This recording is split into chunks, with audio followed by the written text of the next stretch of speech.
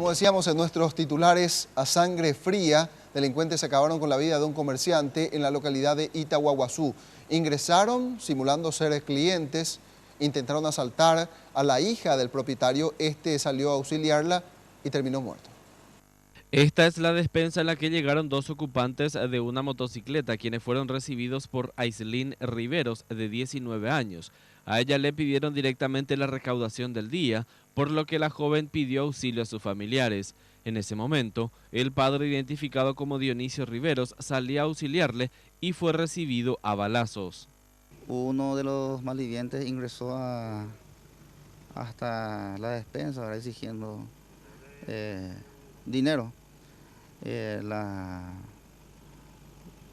chica pidió auxilio, en eso viene el padre, ya siendo recibido a balazos por uno de los malvivientes que le recibió dos a tres impactos a la altura del rostro y en el cuerpo. Y la chica recibió 2 impactos de bala a la altura del pecho. El padre ya falleció camino al hospital.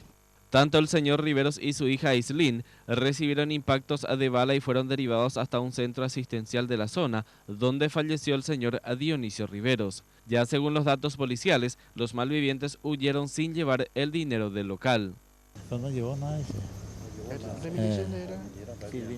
Sí, y a una de las hijas le llevan con 3 balazos, está en el hospital. A la víctima le dieron 4 disparos.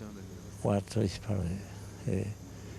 Pero yo tengo entendido que no sé cómo puede quedar, porque no, es un señor que toma bebidas ni nada, ni todo problema con nadie. El hecho se registró en el barrio Virgen de Fátima de Itahuahuazú y hasta el momento no existe ningún detenido por este caso.